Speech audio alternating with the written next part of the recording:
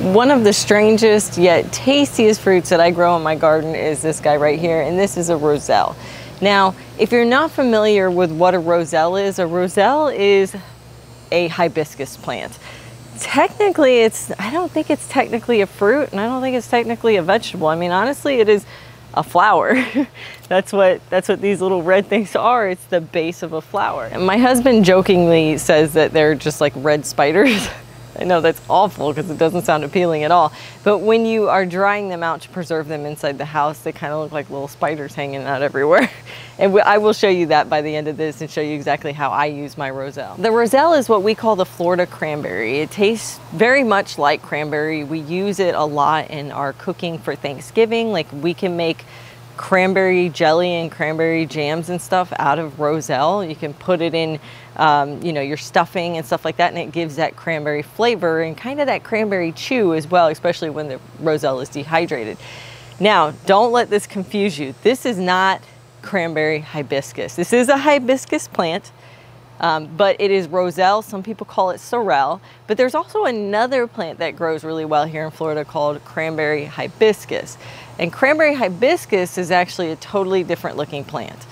It has red leaves. It does produce a very similar flower, but the calyx doesn't do this thing where it swells up and you can kind of eat it like a fruit. It's more spiky and thorny and that kind of stuff. But the leaves of cranberry hibiscus is so good. I mean, they taste lemony, a great green to grow during the summer. This guy, you can technically eat the leaves. I don't. I find them to be like too fibrous. I just don't enjoy them, and I don't think most people eat them for their leaves, but it is edible. Now let me tell you how to grow this. So most people start Roselle from seed. They technically could be considered a perennial if you live in an area without any frost, so South Florida. They don't like cold temperatures at all, so they cannot handle, you know, getting down into like the low 40s or even into the 30s. They're not fans of that. So they really need to be in a super frost-free area. Now, even if you lived in a frost-free area, you're probably not going to grow them as a perennial, because the one thing that Roselles are known for is the fact that they will get diseased as the season moves on, and you can actually start to see some of that happening right here. The leaves are starting to get issues. And I could cut it down to the ground, it probably would grow back, but you're just going to be constantly dealing with these challenges, which is why most people don't grow them as perennials. When we were talking about cranberry hibiscus, that one actually most do grow them as perennials, whereas this guy, it's better to start them over every year, so otherwise you're just fighting like issues with the plant. So we start them from seeds in like April. I start them in April. If you're more south of me, I'm in Central Florida. If you're more south, then you could probably start them in like February or March, depending on your weather. If you're more north, obviously you're gonna wanna wait until all possibilities of frost have gone. If you're putting your tomatoes out, you can start your Roselles. That's a good rule of thumb to go by. I normally start them in trays because when they're young, they're a little bit kind of fragile in the beginning, and it just allows me to kind of keep them off to the side until they get, you know, maybe about 6 inches tall. Once they reach that 6 inches tall thing, you really want to get them out to the garden because they grow really fast. They really do grow fast after that initial stage. Now, I have grown them in 3 locations. I've grown them inside my raised beds, which has very enriched soil, and I've grown them in the ground here in Florida, really sandy soil, no nutrients, and I've grown them in containers. And I have to say that the #1 best way to grow them is directly in the ground. Now, I know that some folks don't have that opportunity, although I would say that since they are annuals, it's not like a fruit tree where it's just going to keep growing. You can cut it down. So if you're renting a space and you're allowed to put in an annual in a flower bed, I would do that. They do grow in the containers, just not as well as they grow in the ground. In the ground, they allow their roots to spread because they get a pretty interesting root system. It gets fairly big for the size of the plant. Not invasive though. These aren't like really big roots like you would find in a fruit tree. They're small, they're light, but they like to spread. And the sand is like perfect for them. It allows those roots to spread very easily. You know, they don't need a lot of water, so when it rains and it drains out in our sand, they don't care. I've never seen them once look wilty. It doesn't matter how long we're in a drought season, they don't seem to care. And when we're in a rainy season, they don't seem to care. It's really funny. They just love the sandy soil, and you don't have to give them any nutrients. I would actually encourage you not to give them any nutrients, because when I put them in my sandy soil, I give them no fertilizer whatsoever. No foliar spray, no fertilizer, nothing.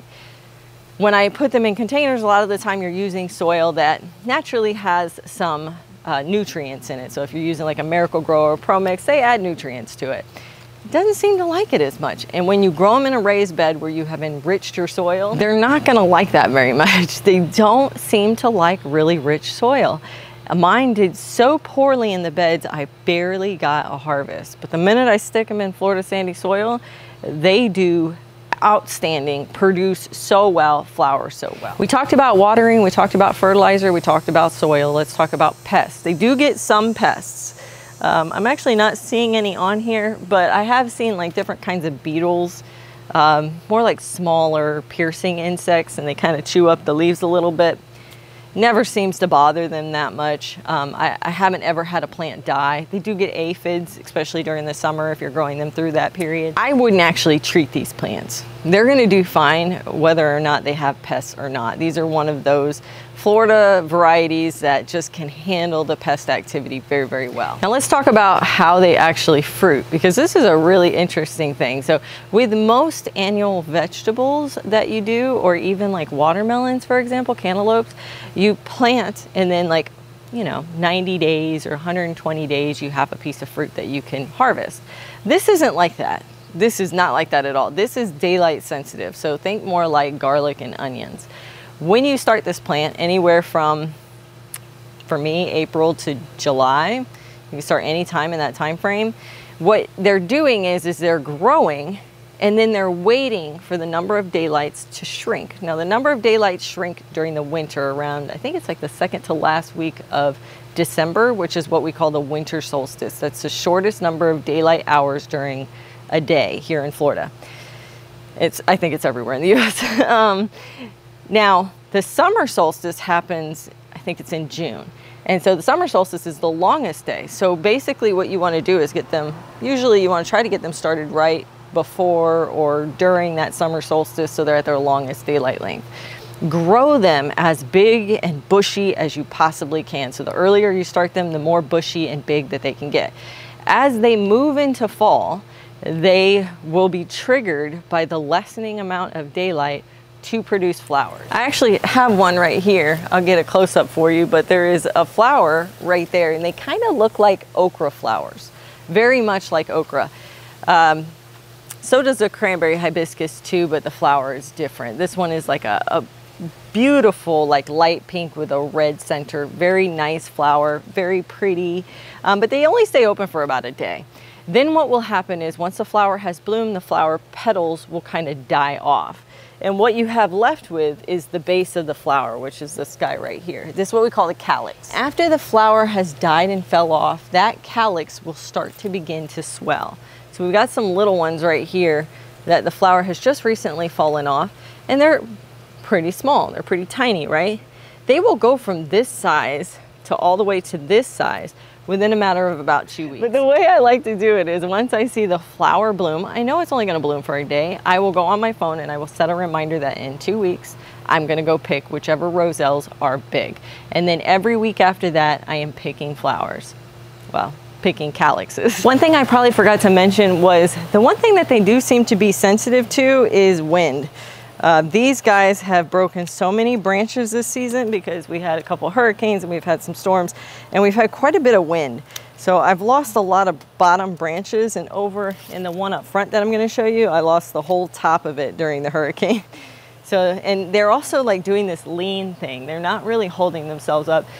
So in the future, I've grown them in the past and that didn't seem to be as big of a problem as it was this year. But next time when I grow them, I'm definitely going to stake them because hopefully that might help.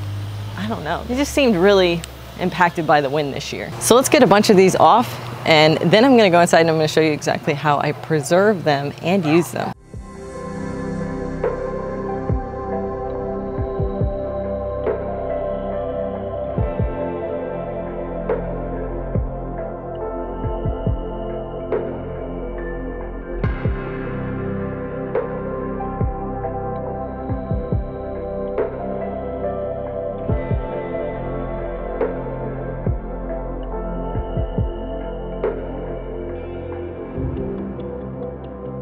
You can see this is the one that got ripped off by the hurricane. I'm leaving it to see if I can get some flowers off it. So far, nothing.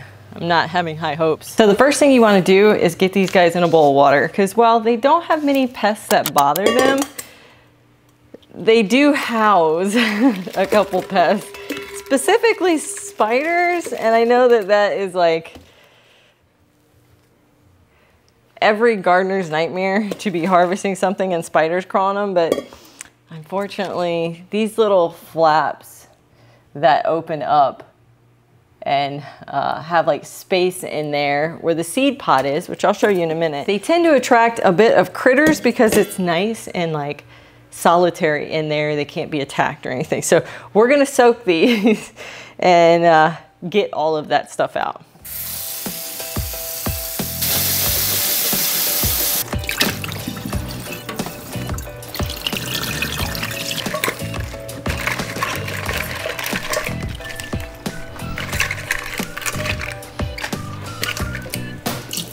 So now that we have them all de-spidered, rinsed off, de-spidered, and you could let them, oh, there's a spider right there. I'm telling you, man, they attract spiders. If you're not into spiders, maybe soak them a little bit longer. I only soaked mine for a couple minutes in hopes to be able to show you kind of quickly how to take them apart. But now I'm like, oh, maybe there's more. But if you soak them for 30 minutes, the spiders aren't going to survive. They're going to crawl out. They're going to drown. So I think I just had one that got by me. So let's hope we're good. So the way that you take apart a Roselle is actually, you want to separate the petals of the calyx from the seed pod that's in the center. So the way that I do it is I kind of just pull one off, one petal off, and then I just kind of break it into pieces until I can get my finger in there. You see why I get nervous about spiders, I'm all up in there. And I take the seed pod off, and you can leave these cut up or you can break them further into smaller pieces. It doesn't matter. They'll dry. But this part is the part that we don't eat. This is actually the seed pod. If you wanted to grow more Roselle or save your own seed, all you have to do is leave one of these on the plant until it's completely dry and brittle, and the center seed pod will have all the seeds in it. Nice, dry, brittle, and then you just package them. So let me show you close up what it looks like to take these apart.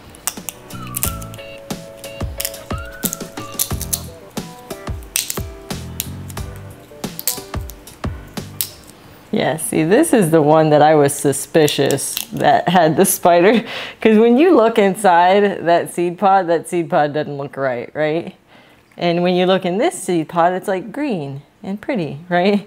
This one's like got some sort of something going on in there. I suspect that is like the spider's web or proteins or something. I think it was living in this one.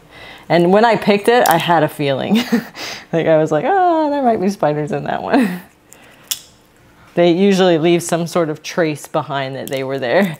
But when you break open these and they're nice and like light pale green, a little red on the top, like this is like what they normally look like, and normally no spiders. Obviously, that looks a little different. Oh, another one. Jeez, he's hiding. Well, that's unfortunate. A spider just got loose in my house. So now I gotta burn the house down. Maybe do this outside. Maybe that would have been a better option. Now you can definitely eat them fresh. There's nothing, you know, bad or wrong with that, but I usually like to dehydrate mine or air dry them because we can only grow these one time a year. And so since I can only grow these and they only produce one time a year, I want to try to grow as many as I possibly can so that I can put them up for the rest of the season. So I'm picking out all of the seed pods, and then I have my calyxes. So I'm just going to kind of pull these off. And now you can dehydrate these like in a dehydrator or even in your oven, whatever you like. But what I like to do is I just kind of spread them out on a towel near a window, and they will dry themselves out. No mold or anything. It takes probably about 2 full weeks for them to be completely crispy dry. And that's it. And then they'll store. Just put them in like a glass jar, put a top on them. They'll store for a year that way. But you can also, like I said, put them in your dehydrator or put them in your oven, probably at like 120 to 140 for maybe 10 hours. Now you may be wondering what you can do with the seed pods. These, when they're green like this and they're not dried, if they're dried, you can save the seeds and use them to grow your next year's crop. But if they are green like this, those seeds, even if you allow them to dry, they're not going to be viable. But one cool thing that I used this for one year, I haven't really done it since, but one year I saved all of these seed pods and I stuck them in the freezer. Then when I went to make a jam that didn't really have a lot of natural pectin, so like strawberries and apples have a lot of natural pectin, but I think like oranges don't have natural pectin or have very little, and they won't solidify and jam up all by themselves. You have to use a pectin that you buy at the store. Well, these guys have so much natural pectin in them that all you have to do is take the liquid for your jam, whether that's like juice or water, and boil these for about 30 to 45 minutes, and they will release all of their pectin, and you can use that as like a pectin water for your jam. Very cool. Now I just freeze them whole, and when I'm ready to start making jam or jelly, either one, I just take a scoop of them and I boil them. Or you can stick them in a crock pot or something like that and let them go for like 30, 45 minutes. And then you just take that liquid and use that liquid in your recipe for your jam. And it will help solidify even jams that won't solidify on their own, like grape jelly, which is a prime example of one with very, very little pectin. So I'm not gonna do that right now. I have so much pectin that I bought, so I don't need to do that, but hey, good little survival skill if you want to thicken things up without using those commercial pectins. Now what I'm gonna make with my Roselle, these have actually been drying for over 2 weeks and I took them off. The new ones we just harvested took the place of these, and I put these in a jar, but I'm gonna take some of these and make myself a Roselle tea, which is probably one of my favorite things to make. So I'm just kind of taking some of my Roselle calyces here, and I'm putting them in a little, this is, what is this, like a little tea strainer thing. You could use one of those little balls, you just kind of have to crunch up the leaves a little bit. But I like this one because I usually make large batches of iced tea. And that's basically what I'm gonna do here, is I'm gonna make some Roselle tea. And I'm gonna put it in a big pitcher. So all I do is just crunch some of those down in there. And now we're just gonna boil some water. So now what I'm gonna do is take my water and I put a little bit of sugar. You could do maple syrup, you could do honey, you know, whatever kind of sweetener you like. I'm kind of in a sugar phase right now, so I'm just gonna put a little bit in there just to kind of dissolve the sugar. Once that's dissolved, I'll stick my tea in and pour the rest of the water. I'm gonna let that steep for about probably 30 minutes to an hour. It does take a little while, but it should turn the water nice and pink, and then we'll have some Roselle tea to enjoy.